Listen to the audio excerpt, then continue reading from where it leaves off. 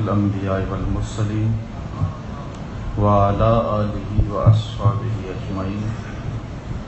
قال الله تعالى وتبارك في القرآن المجيد والفرقان الحميد في شان حبيبه مخبرا وآمرا إن الله وملائكته يصلون على النبي يا أيها الذين آمنوا صلوا عليه وسلموا تسليما. الصلاة والسلام عليك يا رسول الله وعلى آلك وأصحابك يا نبي الرحمة. الصلاة والسلام عليك يا حبيب الله وعلى آلك وأصحابك يا رسول الملاحم. تمام حمد و ثنا، تعریف و توصیف اللہ جل مجدہ الکریم کی ذات بابرکات کے لیے، جو خالق کائنات بھی ہے اور مالک شاشہات بھی. اللہ جل وعلا کی حمد و ثنا کے بعد رسول رحمت، شفیع معظم، نبی محتشم، حضور ختم المرتبت صلی اللہ علیہ وآلہ وسلم کے حضور ناز میں اپنی عقیدتوں، ارادتوں اور محبتوں کا خراج پیش کرنے کے بعد واجب الاحترام ذوی الاحتشام معزز و مکرم سامعین، خواتین و حضرات، السلام علیکم ورحمۃ اللہ وبرکاتہ. ماہ سیام رمضان المبارک اپنی تمام توانائیوں کے ساتھ جلوہ فراز ہے. اس ماہ نور کی برکتیں مجھے اور آپ کو نصیب ہو رہی ہیں. بارگاہ ایزدی میں دعا ہے کہ ہمارے ماضی کے سارے گناہ معاف کر دیے جائیں اور اس ماہ نور کی برکتیں ہماری روحوں میں اتار دی جائیں. 6 دن گزر بھی گئے، بقیہ ایام بھی تیزی سے یوں ہی گزر جائیں گے. میرے حضور نے ارشاد فرمایا، اگر لوگوں کو پتہ چل جائے کہ ماہ سیام میں کیا ہے تو وہ آرزو کریں کہ پورا سال ہی ماہ سیام ہو. اتنی رحمتیں، اتنی برکتیں اس مہینے کے دامن میں ہیں. گناہگاروں کو بخشش و مغفرت کے پردوں میں یہ مہینہ ڈھانپ لیتا ہے، اور یہ اشرا جو چل رہا ہے پہلے 10 دن، یہ اشرائے رحمت ہے. اولہ رحمہ و اوسطہ مغفرہ و آخرہ عتق من النار. اس کا پہلا حصہ اشرائے اول رحمت ہے، دوسرا حصہ بخشش و مغفرت کا پروانہ دینے آیا ہے، اور تیسرا اشرا جہنم کی آگ سے آزادی کا سندیسہ ہے. اپنے دامن میں بے پناہ برکتیں، رحمتیں لیے یہ مہینہ جلوہ فراز ہوا.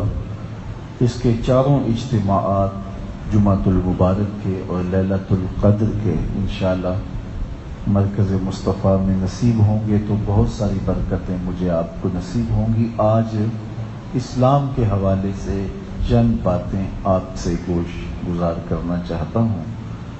آپ کو مجھے اللہ اسلام کے حقیقی ثمرات نصیب فرمائے. اسلام ہمارا دین ہے اور ہم جینا مرنا اسلام پہ چاہتے ہیں. اسلام ہے کیا؟ اسلام کسے کہتے ہیں؟ میرے حضور علیہ السلام سے یہ سوال متعدد موقعوں پہ پوچھا گیا، اور حضور نے جو پوچھنے والے تھے ان کے نفسیات کے مطابق، ان کے حالات کے مطابق اس کا جواب بھی ارشاد فرمایا، یا اس وقت جس چیز کی ضرورت تھی حضور نے اسلام کی اس انداز سے اس کی تشریح فرمائی. حضرت عمر بن خطاب رضی اللہ تعالی عنہ سے معروف روایت ہے، فرماتے ہیں بینما نحن عند رسول اللہ صلی اللہ علیہ وآلہ وسلم، ایک دن ہم حضور کے پاس بیٹھے ہوئے تھے. کوئی کسی اعلیٰ عہدیدار، کسی منصب دار کے پاس بیٹھتا ہے تو پھر وہ واپسی اپنے دوستوں میں آ کے بڑے فخری انداز میں کہتا ہے کہ ہم فلاں صاحب کے پاس بیٹھے ہوئے تھے. کوئی عالم دین صوفیاء، فقیروں اور درویشوں کے پاس بیٹھنے کی عادت رکھتا ہے تو اس کا اپنا انداز گفتگو ہوتا ہے کہ میں فلاں عالم دین کی صحبت میں بیٹھا کرتا تھا، ایک دن بیٹھا تو یہ واقعہ ہوا. تو لوگ اپنے اپنے انداز میں بات کرتے ہیں، لیکن حضرت عمر کیا کہتے ہیں؟ ایک دن ہم حضور کے پاس بیٹھے ہوئے، کیا گھڑیاں ہوں گی، کیا لمحے ہوں گے، نور برستا ہوگا، انوار کی جھرمٹ میں بیٹھے ہوں گے. تو کہتے ہیں کہ بینما نحن عند رسول اللہ صلی اللہ علیہ وسلم ذات یوم، ایک دن ہم حضور کے پاس بیٹھے ہوئے تھے.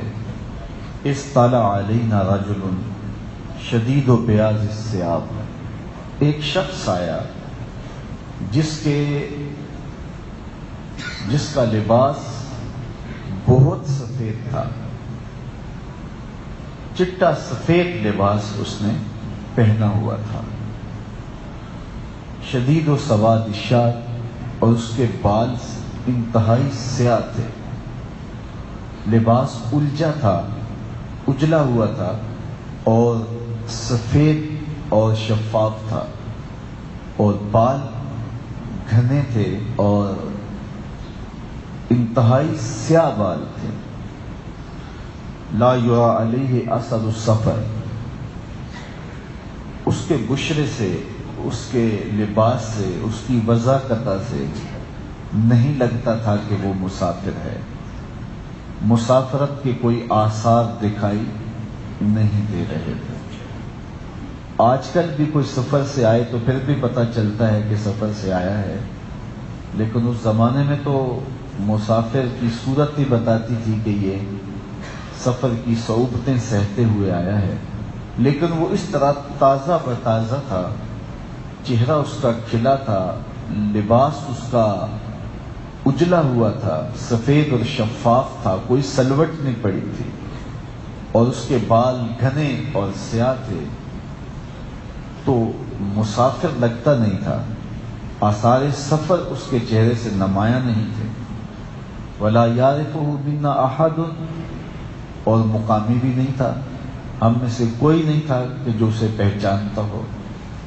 مدینہ المنورہ کے واسی ایک دوسرے کو جانتے تھے، کوئی اتنا پھیلا ہوا شہر نہیں تھا کہ کوئی لوگوں کی آپس میں شناسائی نہ ہو. ایک دوسرے کو شکل سے بلکہ ناموں سے جانتے تھے. تو کہا ہم میں سے اسے جانتا بھی کوئی نہیں تھا. مطلب کیا کہ وہ شہر کا واسی نہیں تھا. تو پھر وہ مسافر تھا، لیکن مسافر لگ نہیں رہا تھا. شدید سفید لباس پہنا تھا، گھنے سیاہ بال تھے، اور حضور کی خدمت میں وہ شخص آیا. حتی جلس الی النبی صلی اللہ علیہ وسلم، یہاں تک کہ وہ حضور کے پاس آ کے بیٹھ گیا. فَأَسْنَدَ رُكْبَتَيْهِ إِلَىٰ رُكْبَتَيْهِ، اس نے اپنے گھٹنے حضور کے گھٹنوں سے جوڑ لیے، دو زانو ہو کے بیٹھ گیا. اور وَوَضَعَ كَفَّيْهِ إِلَىٰ فَخِذَيْهِ، اس نے اپنے دونوں ہاتھ اپنی دونوں رانوں پہ رکھے.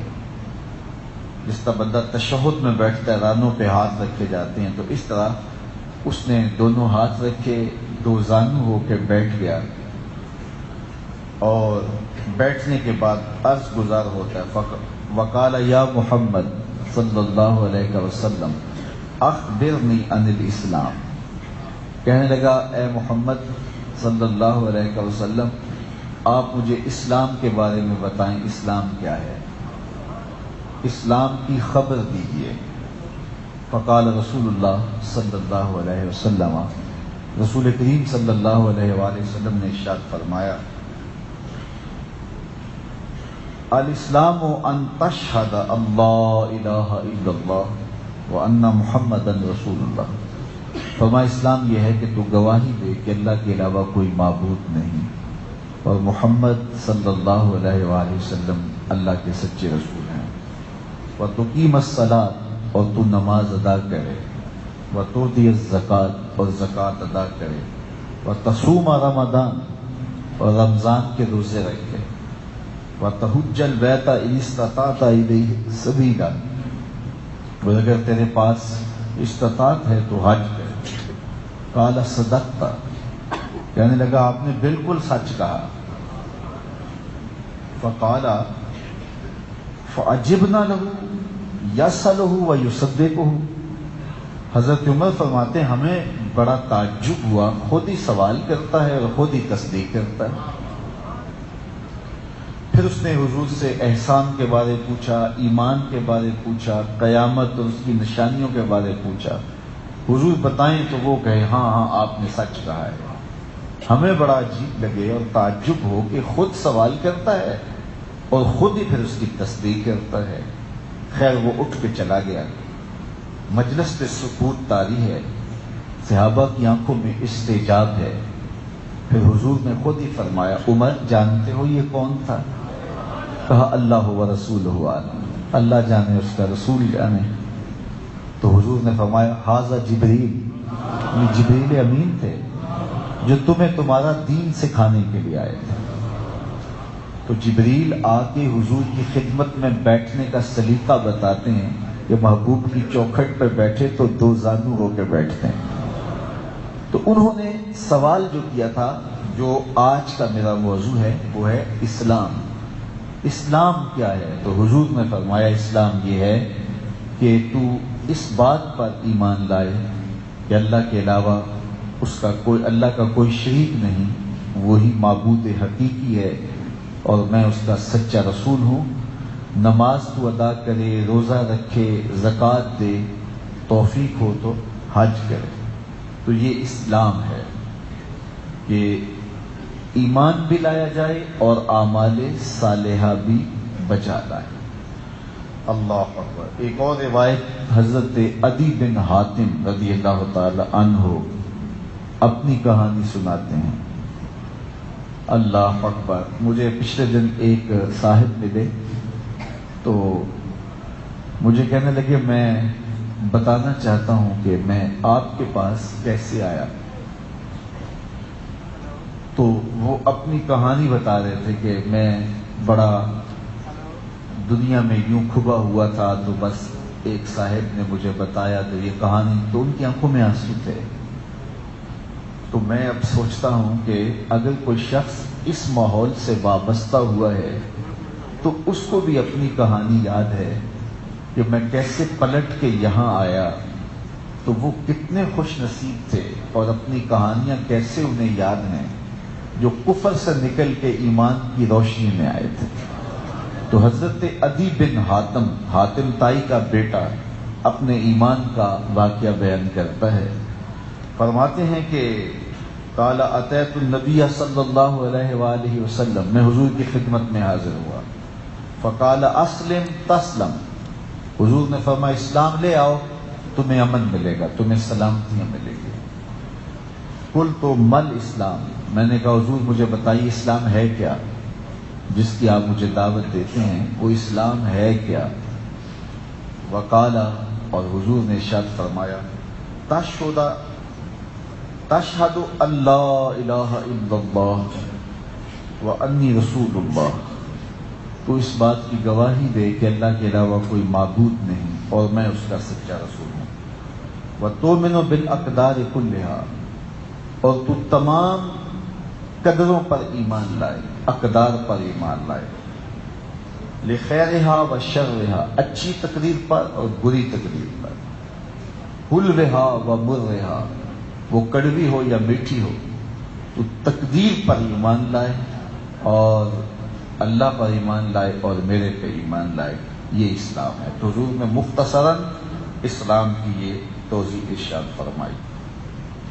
ایک شخص حضور کی خدمت میں حاضر ہوا اور اس نے حضور سے عرض کی ای الاسلام خیر، حضور بہتر اسلام کون سا ہے؟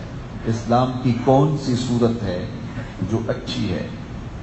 تو آقا کریم نے اسے جو جواب دیا وہ بھی سنیے اور اسلام کی جامعیت کا اندازہ کیجیے. صرف مخصوص عبادات کا نام اسلام نہیں ہے. بعض لوگوں نے یہ سمجھ لیا ہے نماز، روزہ، حج، زکوٰۃ یہ مخصوص عبادات کریں گے تو یہ ہمارا اسلام ہے. یہ اسلام میں داخل ہیں چیزیں، لیکن اسلام بہت ساری چیزوں کا مجموعہ ہے. اس میں عقائد بھی آتے ہیں، اعمال بھی آتے ہیں، اخلاقیات بھی آتے ہیں، معاملات بھی آتے ہیں۔ تو اسلام ایک مکمل نظام حیات ہے، ایک مکمل زندگی گزارنے کا اسلوب اور طریقہ ہے۔ تو صرف عبادات پر اسلام کی تعریف کو کہہ دینا کہ صرف مخصوص عبادات کا نام اسلام ہے، تو یہ اسلام کو نہ سمجھنے والی بات ہے۔ حضور کی مختلف احادیث اگر ہم اپنے مطالعہ میں رکھیں تو ہمیں سمجھ آتی ہے کہ اسلام ایک مکمل ضابطہ حیات ہے اور زندگی کے تمام شعبوں پر حاوی ہے۔ زندگی کو کس خوبصورتی سے گزارنا ہے کہ اللہ اس کے رسول کی رضا حاصل ہو، تو یہ اسلام ہے۔ تو اس نے پوچھا حضور مجھے بتائیے کہ سب سے اچھا اسلام کون سا ہے؟ تو سنیے میرے حضور نے کیا فرمایا، قال تطعم الطعام وتقرأ السلام علی من عرفت ومن لم تعرف، کہ تو لوگوں کو کھانا کھلائے، جس کو پہچانتا ہے جس کو نہیں پہچانتا سب کو سلام کرے۔ یہ ہے اسلام۔ جو بھی تجھے ملے اس کو کہے السلام علیکم۔ یہ تحیت المسلم ہے، یہ مسلمان کا تحیت ہے۔ ہر قوم کا ملاقات کے وقت کوئی باہمی ملاقات کا کلمہ ہوتا ہے جس کو وہ بولتے ہیں، کوئی گڈ مارننگ کہتے ہیں، کوئی نمستے کہتے ہیں، کوئی کچھ بولتے ہیں۔ اب اسلام کا تحیت کیا ہے؟ تحیت المسلم السلام علیکم۔ تو یہ ایک ضمانت ہے جو ہم اپنے مومن بھائی کو دیتے ہیں۔ السلام علیکم کا کیا مطلب ہے؟ تیرے اوپر سلامتی ہو۔ تو ہم اپنے مومن بھائی کو کہتے ہیں کہ میرے مومن بھائی تو پریشان نہ ہو، تیری جان، تیری آبرو، تیرا مال، تیری عزت، تیری آبرو میری جانب سے محفوظ ہے، تجھے میری جانب سے کوئی فکر نہیں ہونی چاہیے، میں تجھے ضمانت دیتا ہوں السلام علیکم، میری جانب سے بے خوف ہو جا۔ تو وہ بھی آگے سے کیا کہتا ہے؟ وعلیکم السلام۔ اگر تو مجھے ضمانت فراہم کرتا ہے تو پھر میں بھی تجھے ضمانت دیتا ہوں، تیری آبرو، تیری عزت اور تیری ناموس، تیرا مال، تیری جان میری جانب سے محفوظ ہوگی۔ یہ ہم ایک دوسرے کو ضمانتیں دیتے ہیں۔ تو جب ایک دوسرے کو ضمانت دیں تو پھر اس میں خیانت نہیں کیا کرتے۔ کسی کو السلام علیکم کہہ دیا تو اس کا مطلب یہ ہوا کہ ہم نے اس کو ضمانت فراہم کر دی۔ ہارون رشید کے زمانے میں ایک قیدی کو سزائے موت کا حکم ہوا، تو اس سے پوچھا گیا تیری کوئی آخری آرزو؟ تو کہا میں بادشاہ کو ملنا چاہتا ہوں۔ بادشاہ سے کہا گیا کہ ایک قیدی ہے، اس کو سزائے موت ہے، تو اس کی آخری آرزو یہی ہے۔ اس نے کہا لے آؤ اسے۔ دربار سجا تھا، وہ شخص داخل ہوا اور اس نے داخل ہوتے ہی کہا السلام علیکم۔ بادشاہ نے کہا وعلیکم السلام۔ اب اس کی آرزو آخری پوری ہو گئی، کہا اس کو لے جاؤ اور اس کو قتل کر دو، چونکہ یہی اس کی سزا ہے۔ اس نے کہا آپ مجھے قتل نہیں کر سکتے۔ کہا کیوں؟ کہا بادشاہ سلامت میری سلامتی کی ضمانت دے چکے ہیں۔ تو بادشاہ نے کہا میں نے کب دی ہے؟ کہا آپ نے کہا نہیں وعلیکم السلام۔ تو پھر اس کا مطلب یہ ہے کہ آپ مجھے سلامتی کی ضمانت دے چکے ہیں۔ تو بادشاہ مسکرا کے کہنے لگا اسے چھوڑ دو۔ تو السلام علیکم اور جواب میں وعلیکم السلام، یہ گویا ایک قسم کی ضمانت ہے۔ اور میں سوچتا ہوں کہ ہم جب پڑھتے ہیں السلام علیک ایھا النبی، تو اگر زندگی میں ایک مرتبہ بھی خلوص سے پڑھا گیا اور جواب مل گیا حضور کی جانب سے، پھر تو خیر ہی خیر ہے نا۔ اگر اس زبان سے نکل گیا کہ وعلیکم السلام، تیرے اوپر بھی سلامتی ہو، تو پھر بتاؤ کہ حشر کی دھوپ تنگ کرے گی؟ جب انہوں نے کہہ دیا سلامتی ہے تو پھر سلامتی ہی سلامتی۔ حضور کی عادت کریمہ یہ تھی کہ جب کسی کے ہاں تشریف لے جاتے تو 3 مرتبہ اس کے دروازے پہ دستک دیتے اور ہر دستک کے ساتھ کہتے السلام علیکم۔ تو اگر جواب آتا ٹھیک، تو 3 مرتبہ بھی اگر جواب نہیں آیا تو حضور واپس پلٹ جاتے اور دوبارہ پھر کبھی صحیح۔ ہمیں یہی آداب سکھائے گئے ہیں کہ جب کسی شخص کو مخاطب کرو، اس کے گھر پہ دروازے پہ دستک دو تو 3 مرتبہ دستک دو. اگر وہ جواب نہیں دے رہا تو پھر دروازے پہ دھرنا دے کے بیٹھ نہ جاؤ کہ اٹھنے ہی نہ پاؤ، بلکہ پھر صحیح آداب یہی ہیں کہ دستک دے کے ایک سائڈ پہ ہو جائے، ایک طرف میں کھڑے ہو جائے. 3 مرتبہ کے بعد واپسی. اور میں یہ کہا کرتا ہوں یہ جو موبائل ہے یہ اس دور کی ایجاد ہے، اس کا ادب بھی اس سے ہی سمجھنا چاہیے. کسی کو فون کریں تو 3 مرتبہ اگر بیل گئی ہے اور اس نے جواب نہیں دیا تو پھر کسی اور موقع پہ آپ دوبارہ زحمت دینا. بچے کو موبائل پکڑا کے ڈیوٹی نہ لگا دینا کہ جتنی دیر تک وہ جواب نہیں دیتا آپ نے بیل ہی دیتے رہنا. تو یہ کوئی کمال نہیں ہوتا، یہ کسی کو اذیت دینے والی بات ہوتی ہے. تو حضور 3 مرتبہ کسی کے دروازے پہ دستک دیتے، السلام علیکم کہتے، جواب نہیں آیا تو حضور تشریف لے جاتے. حضور ناراض نہیں ہوتے کہ میں نبیوں کا امام ہوں اور تم نے دروازہ نہیں کھولا. اللہ اکبر. ہم تو چھوٹی چھوٹی بات پہ جو ہے وہ الجھ پڑتے ہیں. بعض کا کوئی فون کرے اٹینڈ نہ ہو تو بعد میں جب دوبارہ بات ہو تو وہ پہلے شکوے کی زبان کھولتا ہے. اچھا، اللہ کے محبوب نے دستک دی اور السلام علیکم کہا. اس نے حضور کا لہجہ پہچان لیا اور دروازے کے سوراخوں سے دیکھ بھی رہا تھا کہ حضور ہیں، لیکن اس نے دروازہ نہیں کھولا اور دھیرے سے دل ہی دل میں کہا وعلیکم السلام. حضور نے پھر دستک دی اور کہا السلام علیکم، تو وہ جی ہی جی میں بولا وعلیکم السلام. 3 مرتبہ حضور نے پھر دستک دی اور پھر فرمایا السلام علیکم، تو وہ دل ہی دل میں بولا وعلیکم السلام. حضور واپس پلٹے تو اس نے جلدی سے دروازہ کھولا اور عرض کی میرے ماں باپ آپ پہ قربان. حضور میرے تو وقت جاگے کہ آپ آئے، تشریف لے آئیے، یہ گھر بھی آپ کا ہے، میں بھی آپ کا خادم ہوں، میں ابھی آپ کا نوکر ہوں. تو حضور نے فرمایا کہ میں نے تو 3 مرتبہ دستک دی تھی، جواب نہیں آیا تو میں جا رہا ہوں.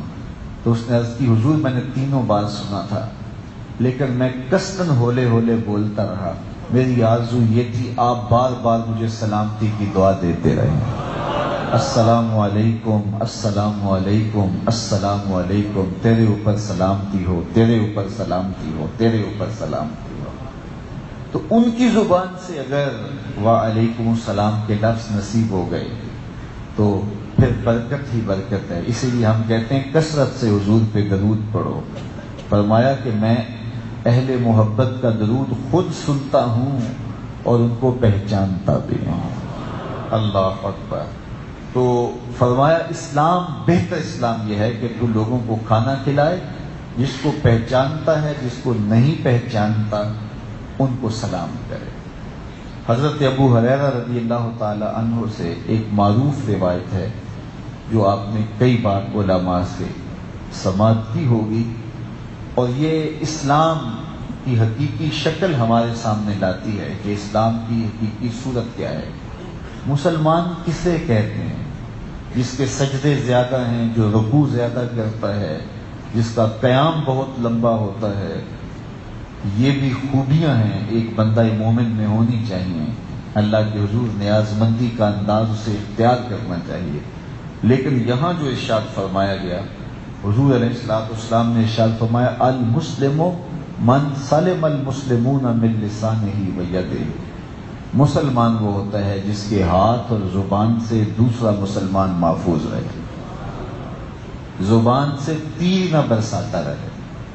بعض لوگ اس زوم میں کہتے ہیں جی میں سچا ہوں اور سچ بڑا کڑوا ہوتا ہے، اور ہر وقت وہ کڑواہٹ ہی پھیلاتے رہتے ہیں. سچ بھی بولنا ہے تو کسی کا دل نہ چیرو، کسی کو تکلیف نہ پہنچاؤ. میرے حضور علیہ الصلوۃ والسلام صحابہ کی تربیت کیا کرتے تھے اور وہ حضور کی اولاد کی طرح تھے. فرمایا انما انا لکم مثل الوالد، میں تمہارے لیے باپ کی جگہ پہ ہوں. تو باپ اپنی اولاد کو جھڑک بھی لیتا ہے، سخت بات بھی کر لیتا ہے، لیکن کوئی ماجرا ہوتا تو میرے حضور سختی نہ فرماتے، کسی کا نام لے کے نہ کہتے، بلکہ فرماتے بعض لوگ ایسے ایسے کرتے ہیں، انہیں ایسے ایسے نہیں کرنا چاہیے. مسجد نبوی میں ایک بدو آیا اور وہ پیشاب کرنے بیٹھ گیا. کچی مسجد تھی اس زمانے میں، تو وہ ایک گوشے میں پیشاب کرنے بیٹھ گیا، اور یہ کوئی یہاں کرے تو ہمارا رد عمل کیا ہوگا؟ یقیناً صحابہ دوڑے اور اس کو مارنے کے لیے، اس کو ہٹانے کے لیے، اس کو اٹھانے کے لیے، لیکن میرے حضور نے دیکھا تو فرمایا رک جاؤ، اب بیٹھ گیا ہے تو اس کو قضائے حاجت کر لینے دو، بعد میں پانی بہا دینا۔ اور پھر جب اس نے پیشاب کر لیا تو اس کو بلایا، کہا یہ مسجدیں بول و براز کے لیے نہیں، ذکر و فکر کے لیے بنائی گئی ہیں۔ تو یہ تھا میرے حضور کا اخلاق۔ حضرت حضرت انس بن مالک رضی اللہ تعالیٰ عنہ فرماتے ہیں کہ 10 سال میں نے حضور کی نوکری کی ہے، خدمت رسول اللہ 20، حضور میں نے حضور کی خدمت جو ہے وہ 10 سال کی ہے، لیکن 10 سال میں ایک جو ہے وہ لمحہ بھی ایسا نہیں آیا کہ حضور نے مجھے اف کہہ کے بھی پکارا ہے، بلکہ بعض کا توتا بچہ تھا تو برتن ٹوٹ جاتے تھے، برتن جب ٹوٹ جاتے تھے تو جو ازواج تھی تو ان کی طبیعت میں غصہ آنے لگتا، تو قبل اس سے کہ وہ کچھ کہتی تو حضور پہلے فرماتے اس برتن کی عمر ہی اتنی تھی، اور ازواج کو بھی کچھ نہ کہنے دیا۔ اللہ اکبر! تو یہ حضور کی شفقت ہے۔ تو اسلام محبت کا نام ہے، اسلام پیار کا نام ہے، حسن سلوک کا نام ہے، باہمی محبت اور الفت کا نام ہے۔ آقا کریم علیہ السلام کا ایک فرمان سنیے، حضور نے ارشاد فرمایا لا یؤمن العبد الایمان کلہ حتی یترک الکذب فی المزاحۃ والمراء ان کان صادقا، کہ اتنی دیر تک کوئی شخص کامل مومن نہیں ہوگا جب تک وہ مزاح کی حالت میں بھی جھوٹ نہ چھوڑ دے۔ ایک تو ہے کہ جھوٹ کسی مقصد کے لیے بولنا، کسی کو نقصان پہنچانے کے لیے، اپنے نفع کے لیے جھوٹ بولنا، کسی کے ضرر کے لیے جھوٹ بولنا، وہ تو کبھی ہے ہی ہے۔ بعض اوقات انسان باتوں باتوں میں مزاحن کوئی بات کر دیتا ہے اور اس میں جھوٹ ہوتا ہے، لیکن میرے حضور نے فرمایا کہ ایمان کامل اتنی دیر تک نہیں ہو سکتا جب تک مزاحن بھی جھوٹ بولنا نہ چھوڑ دیا جائے۔ اور آگے فرمایا کہ والمرا وان کان صادقا، اور اگرچہ تو سچا بھی ہے پھر بھی جھگڑا چھوڑ دے۔ کسی بھائی سے، کسی دوست سے الجھاؤ ہو گیا اور تو سچا ہے اور تو اپنی سچائی کے لیے اس سے الجھے اور جھگڑا پھیل جائے تو تو چھوڑ دے، کوئی بات نہیں ہے۔ تو جب تک یہ کیفیت پیدا نہیں ہوتی کہ جھگڑا مٹانے کے لیے سچا ہونے کے باوجود بھی ترک کر دیا جائے اور مزاح کی حالت میں بھی جھوٹ نہ بولا جائے، جب تک یہ کیفیت نصیب نہیں ہوتی ایمان کامل ہی نہیں ہوتا۔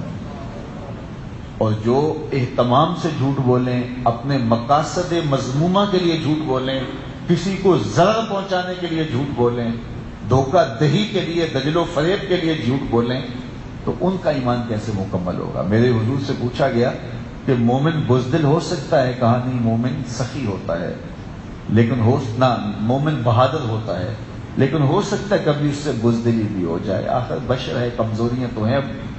پھر پوچھا گیا کہ مومن کنجوس ہو سکتا ہے؟ فرمایا نہیں، سخی ہوتا ہے، لیکن ہو سکتا ہے کبھی اس سے بخل بھی سرزد ہو جائے۔ پھر تیسری بات میرے حضور سے پوچھی کہ مومن جھوٹا ہو سکتا ہے؟ تو میرے حضور نے فرمایا جھوٹا نہیں ہو سکتا، یہ بات طے ہے کہ مومن جھوٹا نہیں ہو سکتا۔ تو میں اور آپ دیکھیں کہ ہماری زندگی میں کہیں جھوٹ رچ بس تو نہیں گیا ہوا۔ میرے حضور نے فرمایا من لم یدع قول الزور والعمل به فلیس للہ حاجہ ان یدع طعامہ وشرابہ، جو جھوٹ اور جھوٹے کام نہیں چھوڑتا اس کے بھوکا پیاسا رہنے کی اللہ کو کوئی ضرورت نہیں ہے۔ وہ روزہ رکھتا ہے، سارا دن بھوک کاٹتا ہے، پیاس کاٹتا ہے، لیکن جھوٹ نہیں چھوڑتا۔ دیکھیے روزے میں تو ان چیزوں کو بھی چھوڑنے کا حکم دیا گیا ہے جو جائز اور مباح تھے، کھانے جائز تھے، پاکیزہ تھے، طیب تھے، طاہر تھے۔ ماہ سیام میں کہا کہ دن کے وقت وہ نہیں لیں گے۔ میری زبان کانٹا بن رہی ہے، حلق میرا اس وقت خشک ہو رہا ہے، کوئی مجھے آب زمزم نکال کے دے کہ جناب یہ 2 گھونٹ لے لیجئے، میں آب زمزم لے کر آیا ہوں، اور مدینہ المنورہ کے باغوں کی پکی ہوئی یہ کھجور ہے، تو جناب یہ لے لیجئے، اس سے طیب اور طاہر، مشروب اور معقول اور کیا ہو سکتا ہے؟ لیکن کیا میں وہ آب زمزم پیوں گا؟ کیا وہ کھجور کھاؤں گا؟ جو چیز میرے لیے محبوب بھی ہے، مرغوب بھی ہے، جائز بھی ہے، مباح بھی ہے، میرے بدن کو تقویت بھی دینے والی ہے، میری روح کو بھی تازگی دینے والی ہے، جس سے میری عقیدت بھی وابستہ ہے، لیکن رمضان المبارک میں حالت روزہ میں اس سے بھی روک دیا گیا۔ جو چیزیں جائز، مباح اور مرغوب اور محبوب تھی ان سے بھی منع کر دیا گیا، اور جو چیزیں رمضان المبارک اور روزے کے علاوہ بھی حرام ہیں تو اس کو روزے میں کس طرح جو ہے وہ اختیار کیا جائے اور پھر روزے کا نور نصیب ہو جائے۔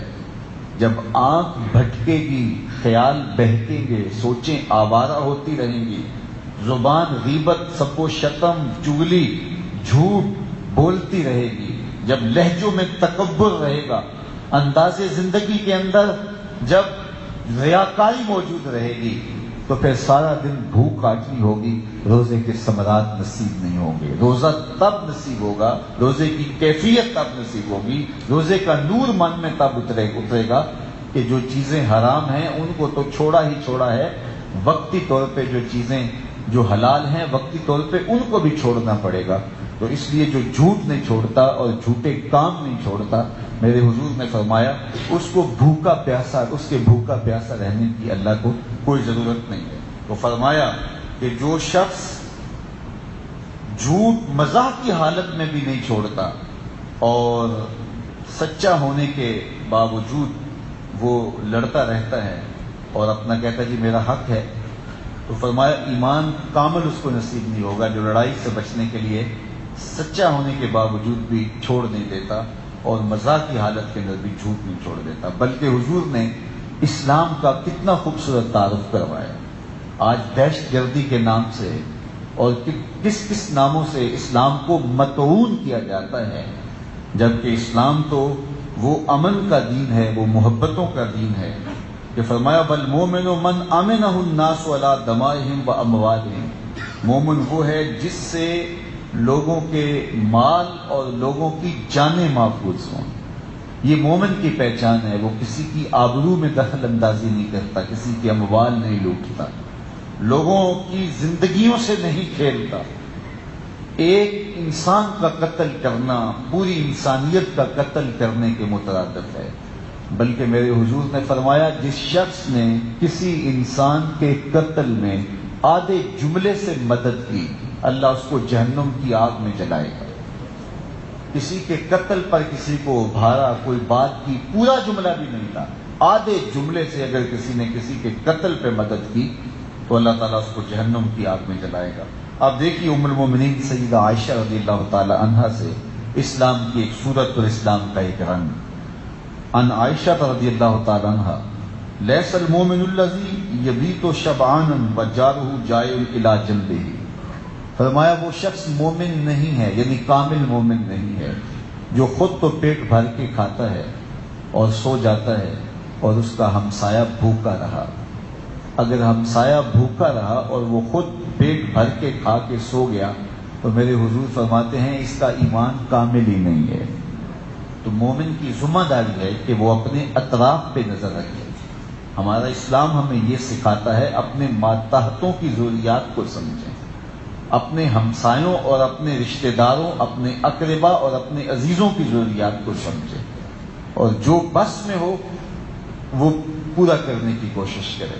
تو جو شخص نمازوں پہ نمازیں پڑھتا ہے، روزوں پہ روزے رکھتا ہے، ہر سال عمرہ اور حج کرتا ہے، لیکن اس کے رشتہ دار بھوک میں تڑپتے رہتے ہیں، اس کے ہمسایوں کے یہاں کھانے کے لیے نان شبینہ بھی میسر نہیں ہے، تو فرمایا کہ وہ شخص کامل مومن نہیں ہو سکتا، ایمان کی حلاوت اور مٹھاس نصیب نہیں ہو سکتی اسے، جو رات پیٹ بھر کے گزارے اور اس کا ہمسایہ جو ہے وہ بھوک میں تڑپ رہا ہو۔ تو ہمیں جو صورت دی گئی، اسلام کا جو ہمیں تعارف دیا گیا، اسلام کی جو شکل ہمارے سامنے ان مختلف احادیث سے آئی، وہ یہ ہے کہ اسلام ہمدردی کا دین ہے، اسلام امن کا دین ہے، اسلام محبت کا دین ہے، اسلام باہمی موافقت اور موانست کا دین ہے، ایمان ایک دوسرے کے احساس کا دین ہے، اسلام ایک دوسرے کے احساس کا دین ہے۔ اسلام بھوکوں کو کھانا کھلانے کا، پیاسوں کو پانی پلانے کا، ننگوں کو لباس دینے کا اور پریشان حالوں کے دکھوں میں ان کی مدد کرنے کا دین ہے۔ اسلام ہمیں سکھاتا ہے کہ اپنے اطراف پہ نظر رکھو، نگاہ رکھو، اور ہمیں ہر خوشی کے موقع پر غرباء کو اپنے ساتھ شامل کرنے کی تلقین کی گئی ہے۔ یہ روزے آئے ہیں تو ہمیں غرباء کا خیال رکھنے کی تلقین کی گئی، افطار کی فضیلتیں بیان کی گئی۔ اسی طرح عید آتی ہے تو عید میں صدقہ فطر واجب کیا گیا۔ عید قرباں آئی تو ہم اپنے گھروں میں جانور لا کر کے اس کو ذبح کر کے غرباء میں اس کا گوشت تقسیم کریں گے تاکہ وہ بھی اس سے متمتع ہوں، فیضیاب ہوں۔ ہمیں ہر موقع پہ دوسروں کا خیال رکھنے کی، دوسروں کا لحاظ رکھنے کی تلقین کی گئی، سبق دیا گیا اور ان کے ساتھ محبت اور موانست کے ساتھ پیش آنے کی تلقین دی۔ شادی کا موقع ہوا، ہم اپنے بیٹے کی شادی کی، ولیمہ رچایا، میرے حضور کی آواز آئی، شر الطعام طعام الولیمہ، بدترین کھانا ولیمے کا کھانا ہے، جس میں امیروں کو تو بلایا جائے، غریبوں کو نہ بلایا جائے۔ وہ کھانا جس میں صرف امراء کو بلایا گیا ہے، یعنی جن سے کچھ ملنے کی توقع ہے، اور غرباء کو نہیں بلایا گیا۔ میرے حضور کی زبان سے فرمایا گیا، کھانوں میں سب سے بدتر کھانا اگر کسی نے دیکھنا ہو تو وہ یہ کھانا ہے۔ اس لیے جب آپ اپنے بیٹے کی شادی کریں، اگر آپ کا حلقہ احباب امراء پر مشتمل ہے، غرباء آپ کے حلقہ احباب میں نہیں ہیں، تو آپ ڈھونڈ کر کے کچھ غرباء شامل کر لیں، محلے سے، گلی سے، جن سے آپ کو یہ کوئی توقع نہ ہو کہ آپ نے ان سے کوئی وصول کرنا ہے، وہ آپ کو نذرانہ دیں گے، کوئی بھاجی دیں گے، بلکہ محض ان کو اللہ کی رضا کے لیے اور کھانے کو جو ہے وہ برا کھانا پکارا جانے سے بچانے کے لیے اور اللہ رسول کی رضا جوئی کے لیے، اس میں برکت کے لیے اس کو بلائیں، اور عزت افزائی کے ساتھ جس طرح اپنے معزز اور معتبر مہمانوں کو آپ کھانا کھلاتے ہیں، تو یہ نہیں کہ ان کو بلا کر کے ایک سائڈ پہ بٹھا رکھیں اور بعد میں ان کو جو ہے وہ ایک پلیٹ چاولوں کی دے دیں کہ آپ کو بھی بلایا ہے۔ جس عزت کے ساتھ، جس تکریم اور وقار کے ساتھ آپ نے باقی کو بلایا ہے، تو اسی تکریم اور وقار کے ساتھ ان کو بھی کھانا کھلائیں، تو اس سے عرش کا رب بڑا راضی ہوگا، عرش کا رب بھی راضی ہوگا، مدینے والا نبی بھی راضی ہوگا کہ یہ میری امت سے پیار کرتے ہیں۔ میرے والد گرامی فرمایا کرتے تھے، اگر تم چاہو کہ رسول کریم تم سے پیار کریں تو تم حضور کی امت سے پیار کرو، حضور کی امت سے پیار کرو گے تو حضور تم سے پیار کریں۔ اگر کوئی میرے بچوں کا منہ چومے تو میں اس سے پیار کرتا ہوں نا، آپ کی اولاد سے کوئی پیار کرے تو آپ اس سے بے ساختہ پیار کرنے لگ جاتے ہیں کہ یہ میری اولاد سے پیار کرتا ہے۔ الخلق عیاد اللہ، مخلوق اللہ کا گھرانہ ہے، اللہ کا قبیلہ ہے، اور یہ ساری امت حضور کی اولاد ہے، روحانی اولاد۔ تو آقا کریم علیہ الصلوۃ والسلام کا اگر آپ پیار چاہتے ہیں تو حضور کی امت سے پیار کیجیے، حضور کی امت سے محبت کیجیے۔ میرے بزرگ یہ بھی فرمایا کرتے تھے، جس سے پیار کیا جائے اس کی خیر خواہی کی جاتی ہے، اس کی اچھائی چاہی جاتی ہے، اور کسی کی بہترین خیر خواہی یہ ہے کہ اس کی آخرت کی بہتری کے لیے سوچا جائے، تو اس کو اچھے ماحول سے وابستہ کرو اور اس کو 5 گانا نماز کا خوگر بناؤ تاکہ اس کی آخرت بہتر ہو جائے اور جہنم کی بھڑکتی آگ سے بچ جائے۔ تو صاحبو، اسلام ہمدردی کا نام ہے، اسلام سلامتی کا نام ہے، امن کا نام ہے، صلح کا نام ہے، پیار کا نام ہے، لڑائی سے بچنے کا نام ہے، حق پر ہونے کے باوجود معاف کر دینے کا نام ہے۔ میرے حضور نے 3 چیزیں قسمیں کر کے فرمائی ہیں، ان میں سے ایک چیز یہ ارشاد فرمائی کہ اگر کوئی شخص معاف کر دے تو فرمایا کہ اس کی عزت نہیں گھٹے گی۔ میں قسم کھا کے کہتا ہوں، حضور میں محمد اللہ کی قسم کرتا ہوں کہ معاف کرنے سے عزت گھٹتی نہیں ہے۔ تو اگر کسی نے زیادتی کی ہے اور وہ غلطی پہ، ہاں جو لوگ آپ کے زیر تربیت ہیں، طلباء ہیں، اس طرح تلامذہ ہیں یا سالکین راہ طریقت ہیں، تو بعض کا ان سے ناراضگی کچھ وقت کے لیے اختیار کرنا پڑتی، تو اس کا مطلب تربیت ہوتا ہے کہ اگر ایک طالب علم کو استاد کبھی بھی نہ جھڑکے اور ہر وقت معاف کر دے تو پھر اس کی طبیعت بگڑ جائے گی، اس کی تربیت اچھی نہیں ہوگی. تو استاد کا یہ کرنا یا شیخ کا مریدین کے لیے ایسا کرنا، یہ اس کی ذمہ داریوں میں شامل ہے کہ ان کی تربیت کرے. تو وہ ناراضگی اس قبیل کی ناراضگی نہیں ہوگی، وہ تربیت کے لیے ناراضگی ہوگی. لیکن جو عام طور پہ لوگ ہیں جو تمہارے سے وابستہ ہیں، تو وہ اگر کوئی ایسی غلطی کر بھی دیں اور آپ سمجھتے ہیں کہ میں حق پہ ہوں اور وہ غلطی پہ ہے، تو فوری معاف کر دیں. معاف کرنے سے جو ہے وہ آپ کی عزت میں کوئی فرق نہیں آئے گا. اللہ کے محبوب نے فرمایا کہ اس کی عزت کم نہیں ہوگی، عزت بڑھے گی.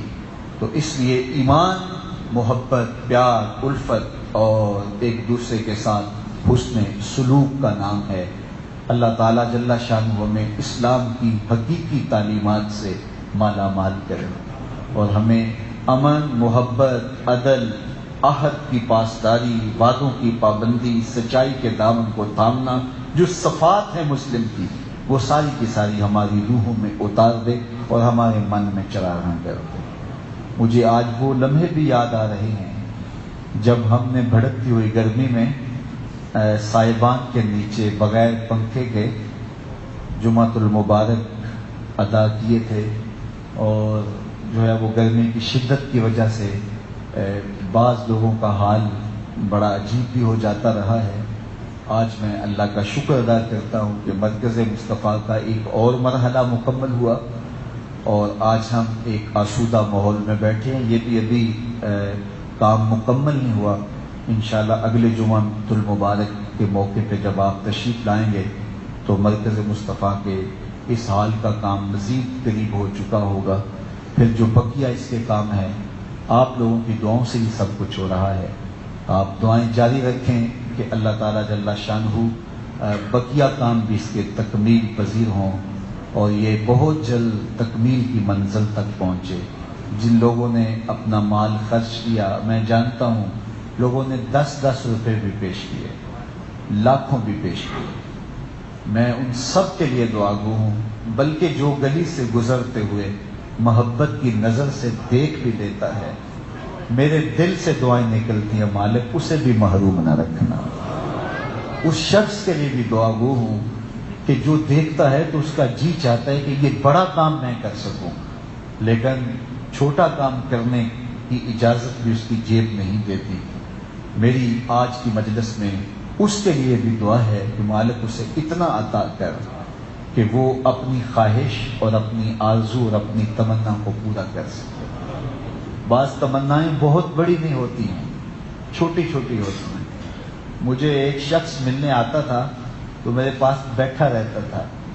تو ایک دن وہ مجھے کہنے لگا کہ دعا کیجئے کہ اللہ مجھے کوئی وسائل دے دے. تو میری آرزو یہ ہے کہ میں آپ کو گھر میں بلاؤں اور ایک چاولوں کی دیگ تیار کروں اور وہ لوگوں میں بانٹوں، آپ کے ساتھ کچھ لوگ بھی ہوں. تو میں جب اٹھ کے چلا گیا تو میں نے سوچا کہ اس کی آرزو اتنی بڑی تو نہیں ہے جو پوری نہ ہو سکے اور جو ہمارے بس میں نہ ہو. تو میرا ایک پیر بھائی تھا، تو میں نے اس کو کہا کہ اس سے دوستی لگا لو اور ایک دن اس سے یہ آفر کر دینا کہ حضرت کو ہم بلاتے ہیں اپنے گھر میں، تو خرچہ میں کر دیتا ہوں اور آپ جو ہے وہ ان کو دعوت دیں. تو پھر اس دوست نے ان کو دعوت دی اور وہ مجھے بلا کے لے گئے. وہ 20-25 لوگ انہوں نے اپنے ہمسائے دائیں بائیں سے جمع کیے اور سب کو کھانا کھلا دیا. تو بڑے خوش تھے کہ آپ میرے گھر آئے ہیں. لیکن میں خوش تھا، مالک تھوڑی سی زبان ہلانے سے اس بندے کو خوشیاں مل گئیں. وہ کسی نے کہا تھا بڑوں کی بڑی بڑی آرزویں پوری کرنے کی بجائے چھوٹوں لوگوں کی چھوٹی چھوٹی آرزویں پوری کر دیا کرو. یہ کوئی قیمت نہیں لگتی، وقت نہیں لگتا. اسلام ہمیں یہ سکھاتا ہے. حضور نے فرمایا کہ کسی کو مسکرا کے ملو تو یہ بھی سکتا ہے. تو بعض کا تم کسی کو ہنس کے مل لیتے ہو تو اس کی سارے دن کی تھکن اتر جاتی ہے. تو لوگوں کے ساتھ حسن سلوک کرو، لوگوں کے ساتھ محبت سے پیش آؤ. تو بات کر رہا تھا کہ جس کی یہ آرزو ہے، تو میں آج کی مجلس میں آپ کی پرخلوص آمین کے ساتھ میں اس دیگ والے دوست کی طرح دعا کر رہا ہوں اور آپ اس دوست کی طرح جو اس کے ساتھ جڑ گیا تھا آمین کہیں کہ میرے مالک جو آرزو رکھتا ہے کہ مرکز تو